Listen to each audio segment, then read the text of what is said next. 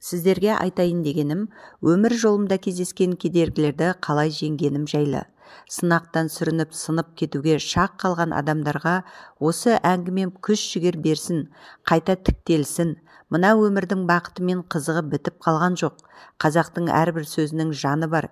Тек-тентекке айтылмайтын сөздер ғой. Көп асқанға бір тосқан дегендей, бір күні алдымнан осындай тосқауылдың шығарын білгенімде аз да болса ойланар едім. Бір жағынан бәлкім егер менің басыма осындай қиындық жағдай түспегенде, мен өмірдің сырын түсіне алмас едім. Әр адам басына сынақ түскенде тағдырынан қатты соққы алғанда ойлана бастайды. Өйткені мен болашағына көз жүгіртіп, өз-өзіне есеп бере бастайтын секілді. Мен басқалар үшін жауап бермей-ақ қояйын. Өз өмірімнен түйгенімді, 12 мүшемнің қадірін терең ұғынғанымды осы бір жағдаймен байланыстырамын. Зіңгіттей жігіт едім. Көркімде ешкімнен кем емес.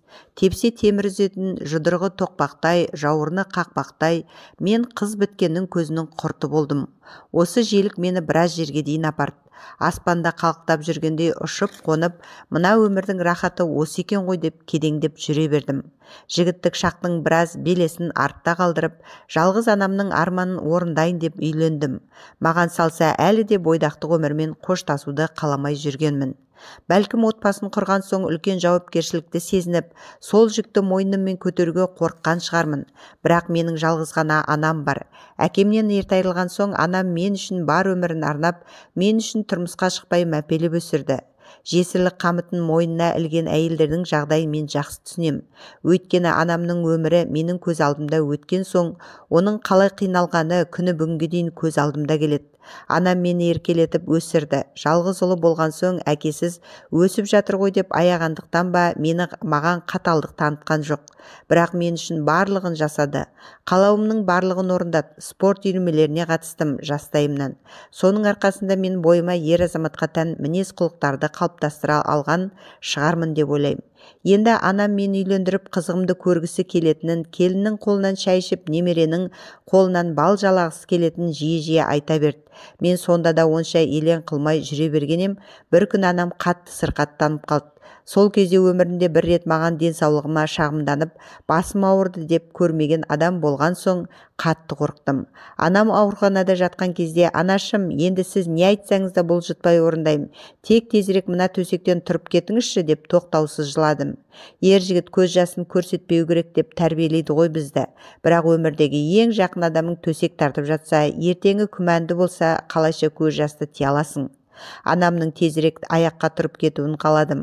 Анам жазылып, анамның кең әрі жылы, жарық, әсем үйде тұруына барымды саламын деп өз-өзіме уәде бердім. Адам шынымен ниеттенсе ниетіне жетеді екен. Анамның арқасында заңгер мамандығын игеріп шыққан едім. Бірақ оқуды біткеннен кейін жұмыс істеген жоқпын. Өз мамандығым бойынша. Ол кезде жасыратын несі бар, жұмысқа тұру үшін таныс тамырдан бөлек қолыңда қомақты қаражат болу тиіс болатын. Ал менде ондай ақша жоқ. Анамды да әрі қарай қинағым келген жоқ. Онсыз да оқуымды аяқтап қолыма диплом алғанша анам бар ақшасын маған жұмсап отырды. Содан жаныма жақын қызық думанның ортасы деп бір мейрамханада бармен болып жұмыс істедім. Бірақ көп тұрақтамай ол жерден шығып кеттім. Солай жүргенімде анам ауырып қалды да, оның емі үшін еңбектенуіме тура келді. Қара жұмыстардан бұрын қашатын болсам, енді оның табылғанына қуанатын болдым. Сөйтіп жұмыс істеп анамды емдеттім. Мен соншалықты қашатындай қара жұмыстың да жаман жер жоқ екен. Адал табыс жігіт адамға қиын емес деп ойлаймын. Біраз уақыт сол жұмысымды істеп қаражат жинадым. Анама қарайлап мені жұмысымнан күтіп алатын келіншек іздедім. Бұрын айналамнан үйіріліп шықпайтын қыздардың біреуін де таппай қалдым үйленер кезде. Өйткені мен құрылыста жүрмін ғой, лай көтеріп. Мұндай жігіттерге қарайтын қыздар бар шығар, бірақ менің талғамымда тым жоғары еді. Осылай өмір бақи жүрмеймін ғой, уақытша ғана қиналатын шығармын. Ақшамды жинасам кеңседе жұмыс істейтін мемлекеттік қызметкер болып шығармын. Бір күні теп үмітімді үзбедім. Сөйтіп жүргенде баяғы таныс қыздардың біреуін жолықтырып қалдым да телефон нөмірлерімізді алмастық. Бір-бірімізден хал жағдайымызды сұрап сөйлесіп тұрдық. Ол қызда білетін менің қандай жағдайда өмір сүретінімді және жалғыз анамның бар екенін білет. Сондықтан ол дос ретінде үйге келіп анаммен сөйлесіп онша-мұнша тіршіліктеріне көмектесіп тұратын еді. Анам содан кейін өзіне жақын тартқан шығар. Бір күні балам осы қызға үйлен, бұдан артық жар таппайсың, үй тірлігіне епті, менің де көңілімді таба білетін қыз. Немерелерімнің анасы осындай болса, мен тек қана қуанар едім деп өзінің іште жүрген ойын айтты. Бұлай қарасам маған да оңды сияқты. Көп ойланатын несі бар, бір-бірімізге үйленісіп, үйренісіп қалғанбыз. Екеуміз отбасын құрайық, маған тұрмысқа шық, анам да сені келін ретінде көргісі келеді, дедім болашақ жарыма. Сөйтіп ол да көп қарсыласпай-ақ маған тұрмысқа шығуға келісімін берді. Дүркіретіп той жасамасақ та шағын етіп ағайын туысқа келіндерін таныстыру мақсатымен беташар тойын өткіздік. Келіншегімнің әке-шешесі бақуатты адам, қайнатам маған көп көмек көрсетті. Мамандығым бойынша жұмыс істегім келетінін, бірақ оған мүмкіндік болмай тұрғанын келіншегім әкесіне жұқалап жеткізген екен. Қайнатам танысты да, ақшаны да өзі тауып мені жұмысқа орналастырды. Сол жұмысымнан мен жағдайымды жасап алдым. Анам екеуміз тұратын кішкентай үйден үлкен үйге көштік. Арманымыздағы жер үйге қолымыз жетіп, қоныс тойында жасадық. Жол полициясында қызмет жасадым. Соның арқасында ақша деген пішен болғанында мойындамаймын. Солай отбасымызда асырап жүрдік, мойындаймын. Анам маған, балам, абай болш, шын налған адамның көз жасы жібермейді.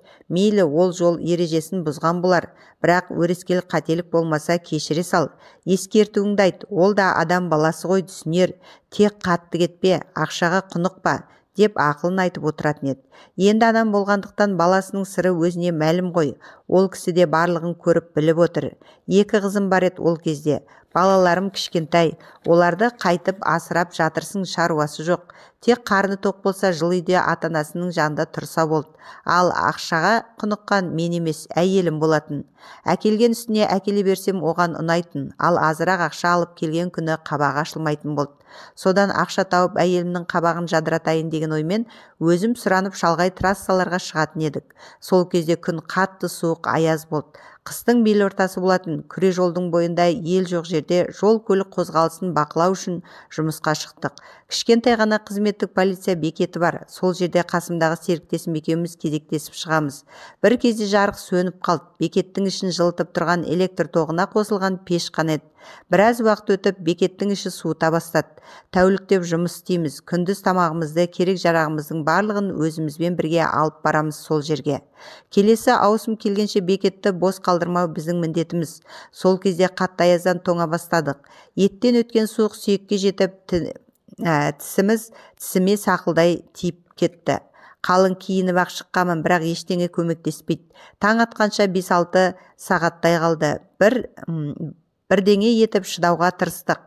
Қасымдағы серігімнің жағдайы қалай болып жатқанын білмеймін, өзім үсіп қалған шығармын деп қорықтым.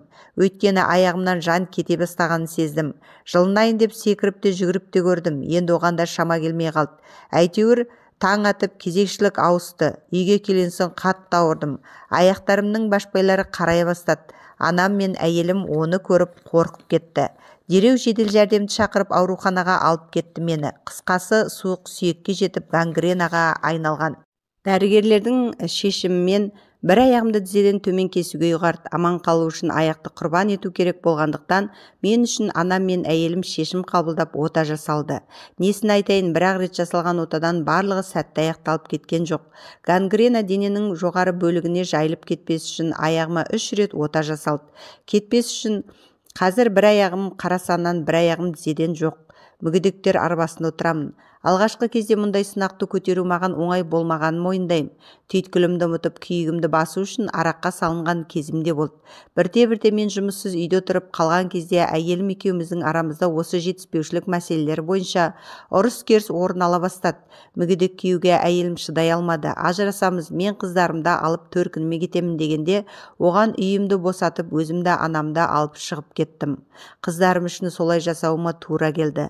Қайнатамның маған жасаған жақсылығының өтеуі сол үй болсын дедім. Бұл жолы барлығын адал еңбекпен бастаймын деген ой болды. Маған анам қарады. 4 қабырғада қамалып ішім пыса бастады. Көңілімді сұрап баяғы бірге жұмыс істеген жолдастарым келіп тұрады. Бірақ оларды көргенде кеудемде қызғаныш оянады. Аяғымнан айырылып терең күйзеліске де түстім. Отбасымнан да айырылдым. Енді жолдастарымның көңілімді аулап келгенде ұнамайтын болды. масыл болып отыруды да мүсіркеуді де жаным қаламайды. Содан ойлана келе қолымнан келетін іс болғандықтан шеге қағып кішігірім орындықтар жасай бастадым. Көршімнің жарамсыз шифонерін сұрап алдым. Ең алғашқы жиһазымды содан жасадым. Үйге анама қажет қой деп ас үй жиһазында жасадым. Солай адамдар менің жұмыстарымды көріп тапсырыс бере бастады.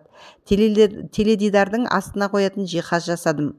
Содан қолдау көрсеткен адамдар да болды.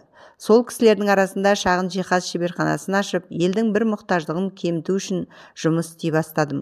Жаныма өзім секілді қолына іс келетін мүгедектігі бар адамдар жиналды. Себебі мен олардың жағдайын бұрын түсінбеген шығармын. Ал қазір мен оларды жақсы түсінем. Аллаға шүкір, бүгінде өз кәсібімді жүргізіп, қайтадан еңсемді тіктедім. Екінші рет үйлендім, балалы болдым. Ең бастысы мен бұл өмірдің мәнін түсіндім. Адам алға қарай ұмтылып әрекет ете берсе, өмірі жағдайы оң жаққа өзгермей қоймайтынына көзім жетті.